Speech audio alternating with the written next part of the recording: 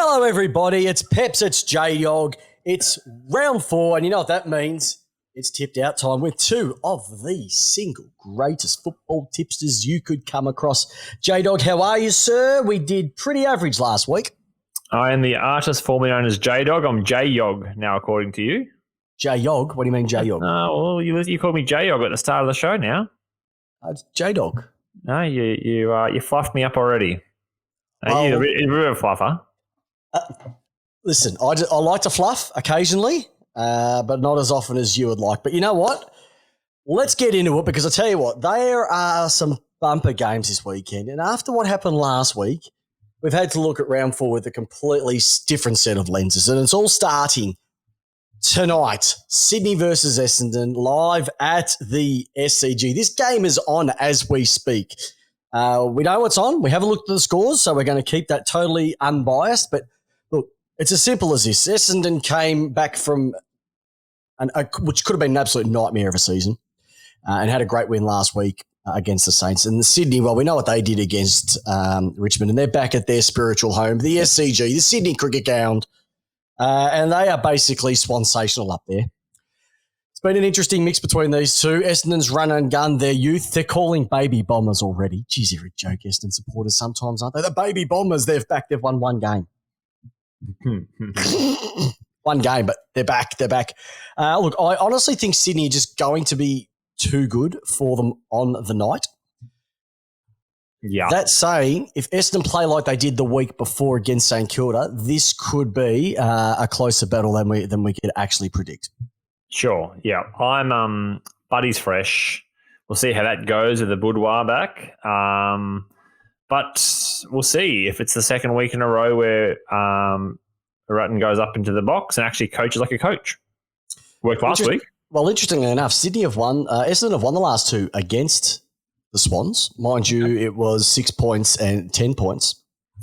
Yeah. But outside of that, Sydney had won 7 of the last 8 as well too. So, look, I've got to go with the form side. I've got to go with the team that is just so spunky at the moment, the way that they're playing football and demolishing Richmond last week. And like I said, I saw it live in the MCC. No cheese board where I was sitting, I will say. And I'll take Sydney for this one. I'll have to go, mate. Yeah, I'm with you. I'm going to take Sydney. I think they're just a little bit too classy. But I think it's going to be closer than people expect. So strap yourselves in. All right. Let's go to the Friday night bonanza. Friday night, 7:20 p.m. at the Adelaide Oval. Your mob, I'll let you roll in with this one, against a team that were humiliated last week by the Swans in Richmond. I'm handing this one over to you. You give the preview, and then I'll come in after. Well, both teams are really humiliated, so it's a time for each team to test their resolve early in 2021. Richmond coming off a thumping from Sydney just made them look second rate. And Port coming off a thumping from West Coast and made them look like they were not up for the fight. So there is no better opportunity to take the number one team from last year and the grand finalists from last year and test the mettle of your players early in the season.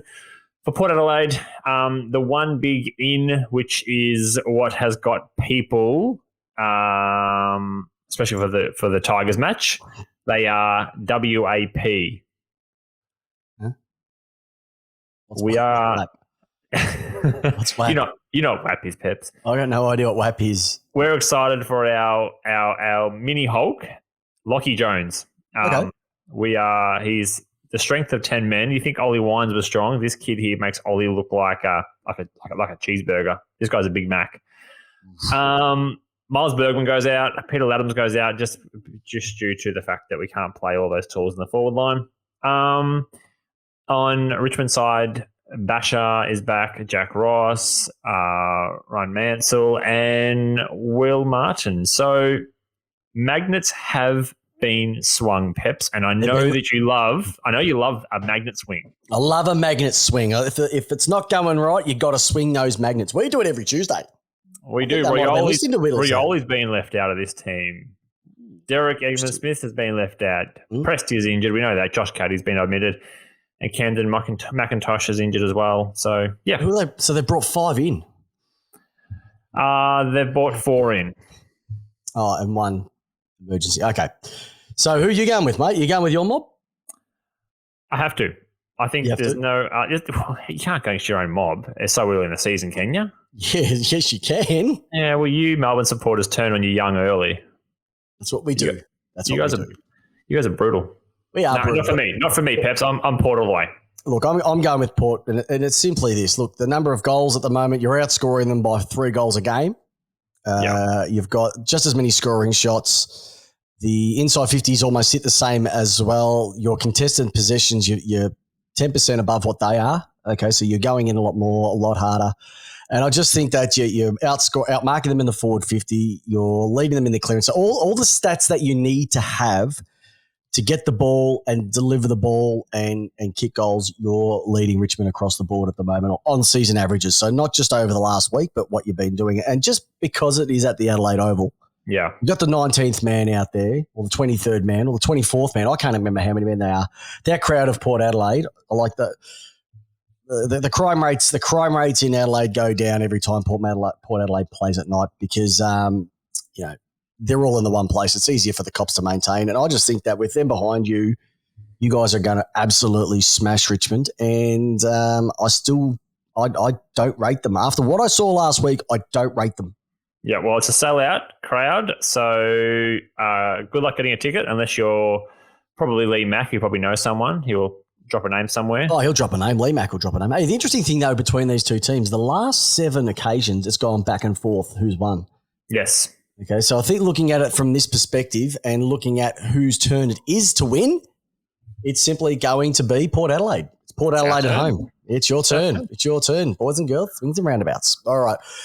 Heading into a danger game for one club and a consolidation game at the top end of the ladder is going to be Saturday afternoon, 10th of April, 1:45 p.m. at Mars Stadium, the third traditional home of the Western Bulldogs behind E.J. Whitten Stadium and also Marvel, being down at Ballarat. Get your thermals out.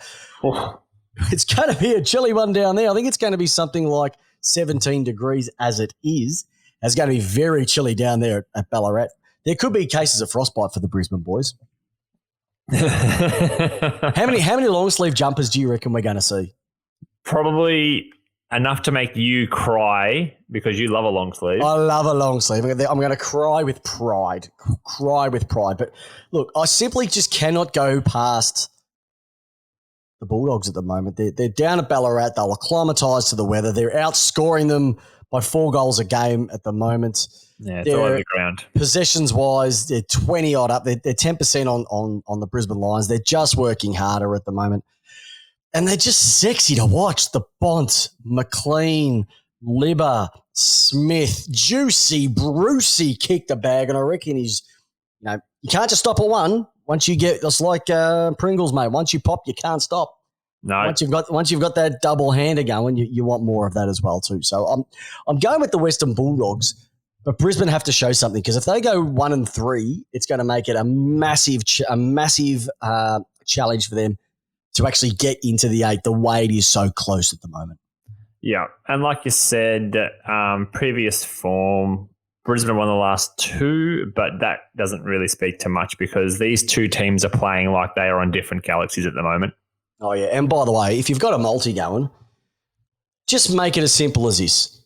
You're going to put in there the Nort to have at least 2 goals, Jack McRae to have at least 30 possessions. That's going to get you some nice juicy odds, and go for the doggies under 39.5 because it's going to be yucky down there at Mars. And you could come out with a little bit of cha-ching, Asian billionaire cha-ching. All righty. All right.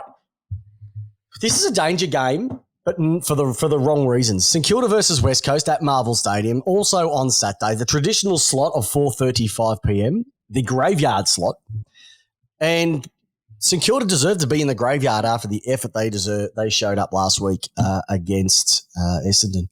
They've copped a hammering, haven't they? Oh, they've copped it, mate. They just didn't even look like they wanted to be there. This was a team that, a lot of people thought they were pushing for top 4. They thought they were pushing for top 4. I think a lot of people thought they were pushing for top 4, mate. They'll be lucky to get top 4 of the bottom 8, the way that they're going, the bottom 10 at the moment. Mm-hmm. Thoughts on this one? Look, just from the top, the way that West Coast dominated last week, the way that St Kilda didn't even bother turning up last week, on that alone, I think West Coast are going to have a bit of a day out against these boys. And I don't see anyone. For a guy that does nothing around the ground from a possession side of things, who's going to stop Nick Nat in the middle and around the ground? I'm not talking about Nick Nat ever again. The rest of this podcast season, I'm not talking about him. Oh, he is just an absolute machine. And I think just looking at it, they're going to be too dominant on the ground. Look at you. You haven't played West Coast yet, so now you're trying to get into good graces. You're not prepared to put on the line like I did in Copper Humble Pie. Nah. He is a machine. He's a poor man's gone. Excuse me, but I think that they're going to be all right. I just think West Coast with the three talls down front. You've got Darling, you've got Kennedy, you've got Oscar Allen, you've got Fly and Ryan floating around, and with a midfield that a lot of teams would dream to have, they're just going to be too strong. And West Coast, they're doing what West Coast do. They are just humming, and I expect them to win and win well, to be honest. Sydney will have to do St Kilda will have to do a lot right. More than West Coast will have to do a lot more wrong. I just can't see it. Yeah, the way St Kilda are also, because they're not playing with a good structure, they're just bombing the ball into the 50s. And, I mean, West Coast love that shit. They can eat that up all day. And Brad Hill, he'd have to be dropped this week, wouldn't he, Brad Hill? Oh, big money be dropping a player like that. Maybe. I mean, he's done nothing now for, what, season and a half? 2 seasons? Money. It doesn't matter about the money, mate. If you're not good enough, you've got to make a statement. It doesn't matter if you're not dropping the big guys because they're on big coin. You've got to make a statement, St Kilda, okay? He's done nothing so far this year. He needs to pull his finger out. I do And you can do that in the twos. So I'm going West Coast and West Coast quite comfortably. Yep. All right. Okay.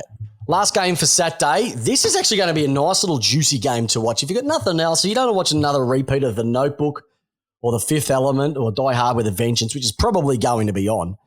Gold Coast versus Carlton, Metricon Stadium, 7:25 on Saturday evening.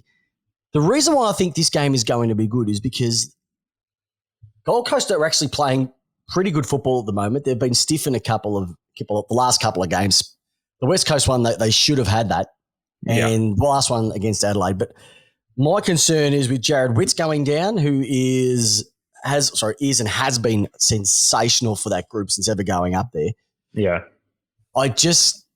Even though it's Mark Pittonet, getting that ball early, Carlton's midfield were humming a little bit last week. Cripps was back. Walsh is an absolute star. It started to click for them. And I know the Gold Coast midfield are doing all right at the moment, but when you look at the goal side of things, there's not much between them there. Possessions-wise, there's not much in there. Disposals-wise, they actually sit on the same amount of disposals on average for the year as well. Inside 50s, like there's from a statistical point of view, it's almost even Stevens. Yeah. It's just going to be which team turns up. Now, if it is going to be warm up there, I'll give the advantage over to Gold Coast because playing in the warmth and the humidity up there is a completely different thing. Yeah.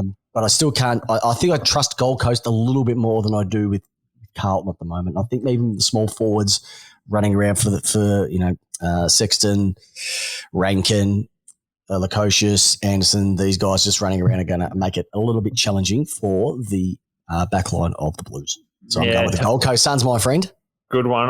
You're right. Like, if you look at these two team stats over the 2021 season, they are literally within a possession or a percent of each other. So I'm going to go Carlton, and I'm interested to see if Paddy Cripps can back up his form. 2 weeks earlier, he was bargain basement Paddy. You could get him for the 99-cent special. And now they're talking about how he's back on form, he's back on track. If you want to buy him, it's going to cost you $1 million a season. He's not a $1 million a season player. I'm sorry. He's not a mill. He's got a great smile. He's got good hair and a rig that a lot of us would dream of, but he's not $1 million a year player. Peps, we don't know. No, we do know he's money back in WA. Yeah, out of the mines. Now, these two teams have split the last 10 evenly. Yeah. So I think the other question to come out of it is, will Harry McKay have another game like he did last week? This is not North Melbourne. Now he's going to be playing on Sam Collins, who's actually a better backman than a lot of people give him credit for. I think he's going to find it a lot harder. It'll let Jones free, though. Superman. Batman, you called him. Batman? Yeah, Batman. One of the Justice League. Yeah, one of them. Doesn't matter. All right, so who are you going with? For me, I'm going to go for Carl. I'm going with Carlton. Going with Carlton. I'm going with Gold Coast. All right, let's move into the Sunday games. Let's whip through these. Okay, 7:25 p.m. Oh, there's another Saturday game, 7:25 p.m. I didn't even know this. Collingwood versus GWS. I thought this was on Sunday. Hey, look, one of those records that absolutely nobody cares about, only except the person who's playing it and the media, is on the weekend, where Pendlebury plays the most games at the MCG for anybody in the history of the game. Yep. I'm just checking the Lithuanian judge for the care factor. Yep, zeros all round. Who gives a flying toss? Peps. Yes. Do you know that Pendles has a basketball background? Since when? As a junior, he played us. That's how he has great peripheral vision and has space. Mate, where did you find that out? I'll tell you what, you bring, those gold nuggets that nobody else can find. I don't know if anybody out there can actually provide some facts that Pendlebury has a basketball background, because that's the first I've ever heard about it. Let us know on the Lace Out Facebook page. Send a comment. Where did he play? How good was he? Because he's played, 378 games or something. That's the first time I've heard about it. That's blown my mind. Hey, Peps, another one, Peps, whilst we're here. Has the Goey had a good game this season yet? 2 weeks ago, he started well. I think he had 4.5. Okay, right. I was going to say, because this is week 4. He's due for one good game every 4 weeks. Mm-hmm. Could this be the week, Peps? No. I love how they still try and compare DeGoey with Petrarca. That old chestnut. I tell you, he's got shit tat syndrome, mate. You get shit tats, your career goes downhill. Right, yeah. So, all right. Who we got? Collingwood. I just have to go Collingwood. GWS, way too many injuries. They copped it again last week. Canelio out. What's the number, Peps? What do you mean? What's the number for a conversation that has to happen around Leon Cameron moving forward for this season? Is there a number of losses? 6 in a row? Nah. Okay. Nah. It's got to be at least 2 more halfway. years. Yeah, I know. But the thing is that look at the injury toll that they've got. When they signed him, they didn't have that. Now they've got it. Like Canelio's out for another week. Davis is out again. Who else was there? There was another couple that rolled out last week as well too. They just went down like 9 pins. They had no bench. Yep, that's why we dominated them. That's the only reason we dominated them. But they're Collingwood. They're running on. They could be a V8, but they're running on about 5 cylinders at the moment. They're just misfiring, but they're going better than they should be. They're missing Treloar, would you say, Peps? Oh, I reckon they're missing Treloar, and they're playing Cox. Cox has he done anything this season? He's taken 2 marks and kicked a couple of goals. Hey, he brings the ball to ground in the forward 50 for to go to kick his imaginary goals. My goodness. That's the first time I've heard that as well. Is that what he does? That's what he does. Okay. I swear, he must be getting bonus money. He must be siphoning that off somewhere in the States, because whatever he's getting paid is way too much. He's a spud. I'm sorry. You can't tell me he's only there because of his height. That's all he's there for, and he can't even use that properly. He's played one good game. Mind you, it was a great game when he smashed Richmond in that prelim. Oh, he's a good kick for goal. Really misses a goal. All right, so we're going to move on now. We're both picking Collingwood. All right, let's whip through Sunday, because this is going a lot longer than I anticipated. We're hoping for 15 minutes. That's gone out the window. All right, North Melbourne and Adelaide, Sunday 11 o'clock, 1:10 p.m. This one's going to be at Marvel Stadium. Mate, they're going to have to call the Avengers to save them, because Adelaide are going to run all over them. And Tex is in for another bag. Tex will have at least 6. I hope he has 10. I have no comment, because people were commenting and contacting us, Peps, checking that you're okay after your North Melbourne love on Tuesday night. So I don't want to say anything about North Melbourne or say anything bad about them, because you get very upset. No, I think that people were worried, Peps. You know that. People were texting us saying, is Chris okay? Is his blood pressure back down? Yeah, I just get a little bit frustrated when the big fish try to pinch the stuff from the little minnows who need as much help as they can get too. But they're going through hell at the moment. Dave Noble, he knows what he's in for. Yeah. They're just going to rebuild. They're just going to be really. They just got to rebuild. Look, give them a couple of years. They'll get back up there. But I just think Adelaide, with the way that they're playing, they're shocking everybody at the moment. They should take this one out as well too. So we're going with that one. Freo Hawthorn, Optus Stadium. Well, this is an interesting one. Sunday, 11th of April, 2:40 Australian Western Standard Time. So figure it out for yourselves. I think that's around about 4 o'clock Melbourne time. Melbourne Football Club's traditional time slot? No, that's the graveyard shift, mate. Really, really graveyard shift. Look, Hawthorn should have won last week and threw it away. Right. They're playing okay at the moment. They're not setting the world on fire, but they've got a bit of spunk at the moment, Hawthorn. What are we talking about? Are we talking about Geelong? I mean, if we're talking about Geelong, Melbourne, we're talking about Hawthorn Fremantle, the game before it. After it. Can we just do Hawthorn Fremantle, please? We can. That's at 4:40 on Sunday. It's at 2:40 Australian Western Standard Time. Oh, on my screen, it's earlier. On yours, it's later. All right. Let's just go with this game, okay? All right. So I think Hawthorn. You know what? I'm just going. Who's in a better position out of these two? Yeah. And there's not much of a difference between them. When you have a look at scoring shots, Fremantle having a lot more scoring shots, mind you, it's more points than goals. They're hitting the inside 50s, around about 10% more than. So there's 10% differences across the board with this one. Yeah. I just think that only reason because it's in Perth, that would be the reason I'd go with Fremantle. Yep.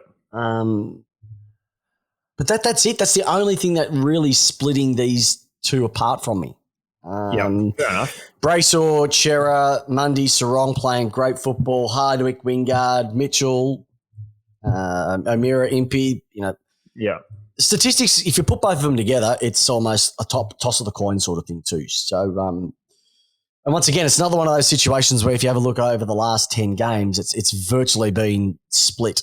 Hawthorn Fremantle as well too. So slice this one down the middle, toss the coin, cross your fingers, put your left hand in, your right hand out, do the hokey pokey, and then if you could still figure out who's going to win, go for it. I'm going with Fremantle. I'm going with Hawthorn because big ground over there, suit them. I think it's going them. So that's the only reason. No, there's no rhyme or reason, Peps.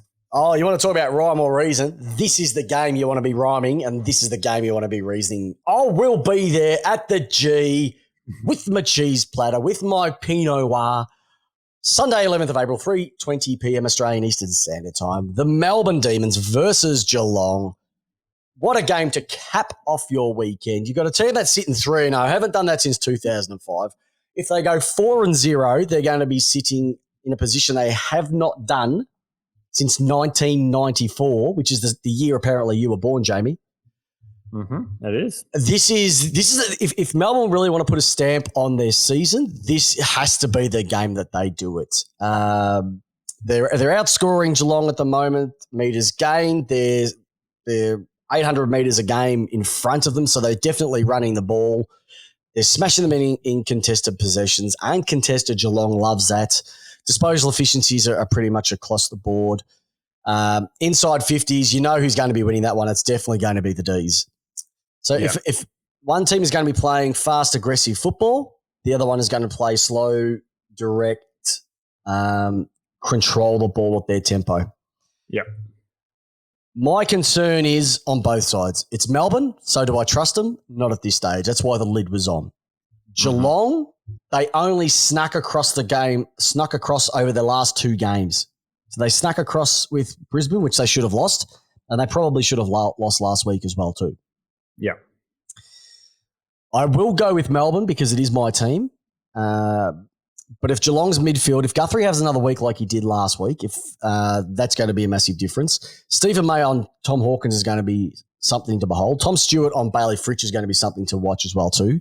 You're going to be having a look at these 2 gun midfields, Duncan, Guthrie, Stewart, Smith going against Gawn, Petrarca, Oliver, Langdon.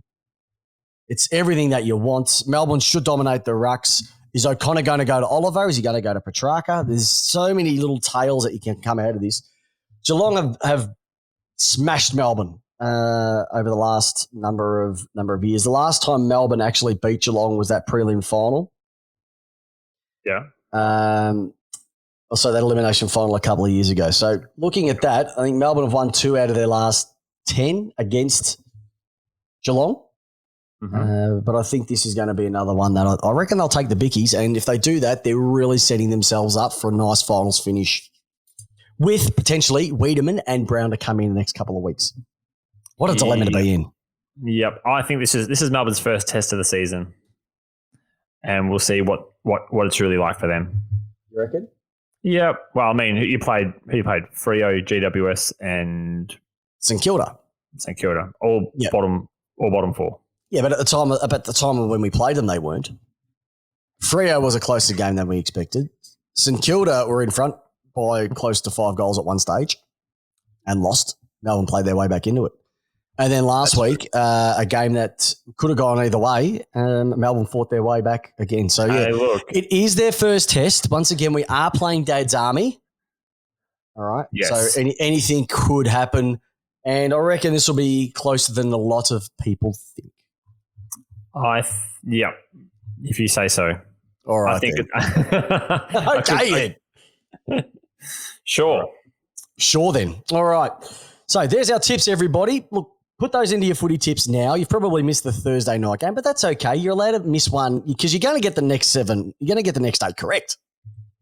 Just whether you choose me or Jamie is totally up to yourself. So thanks for tuning in. Remember, if you love to leave a review about Lace Out, Tipped Out on iTunes, please do so because we need to get the word out there that people are missing out on the single greatest non-team specific podcast in the history of AFL football. It's Lace Out. Every Tuesday night we go live on our Facebook page, 8 p.m. Australian Eastern Standard Time. Get on there, be part of the chat, be part of the show. Otherwise, if you listen to us. Yes, questions. Listener question has gone nuts this week. What was the listener question again, Jamie? Sporting rivalries. Doesn't matter, just not AFL. It can be sporting or person-to-person rivalries in the sporting landscape. Who is your favourite sporting rivalry, do you think? Oh, probably Warren Treadray. For any other halfback, just smash them all. No, I don't know. I think there's some really good ones in there. I like the soccer ones, especially the real obscure ones. Yeah, the Real Madrid sort of ones, or Red Sox and that sort of stuff. Yeah, I don't know. There's lots in there, and anyone can probably have someone in there you give them a like because it is quite a wide list. But do put your response in because you will get read out on Tuesday night. I do promise to read the responses out. And by the number of responses that we've had, the show will go for about 4.5 hours. So you're going to have to do some culling, my friend. I think you can't go past Bundy versus Hogan. I think you could also go probably Ric Flair versus Ricky Steamboat, the Chi-Town Rumble, one of the greatest matches you'll ever see.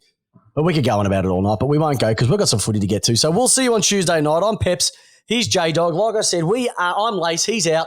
We're in sync. Timberlake, Linus Bass over there. We'll see you Tuesday night. Thanks for listening, everybody. And by the way, if you like a bit of Tipped Out, tell us, because if you like, we'll keep doing it every single week. Have a great weekend.